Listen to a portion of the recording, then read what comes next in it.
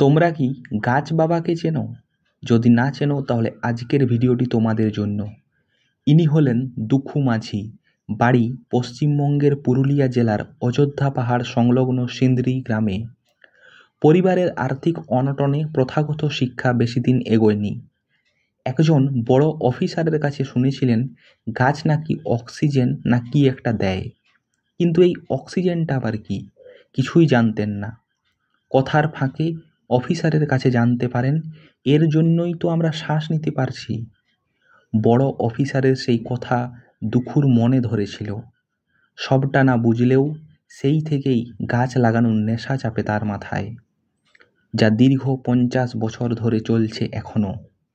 তিনি সাইকেলে মাটি, সার, গাছের চারা, এমনকি বালতি ভরে জলও নিয়ে নিজের গ্রাম ছাড়াও এ গ্রাম ও গ্রামে ঘুরে ঘুরে গাছ লাগান।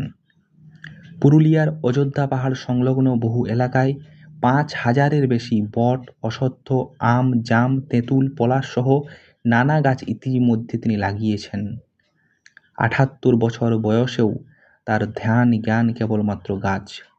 প্রকৃত অর্থেই তিনি কারো কাছে হয়ে উঠেছেন গাছ দাদু, আবার কারো কাছে গাছ বাবা।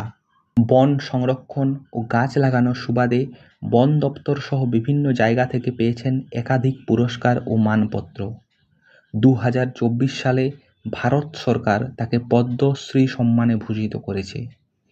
2022 খ্রিস্টাব্দে দুখু মাঝিকে নিয়ে পরিচালক সোমনাথ মণ্ডল রুখু মাটির দুখু মাঝি নামে একটি বাংলা ভাষায় স্বল্প দৈর্ঘ্যের তথ্যচিত্র নির্মাণ করেন।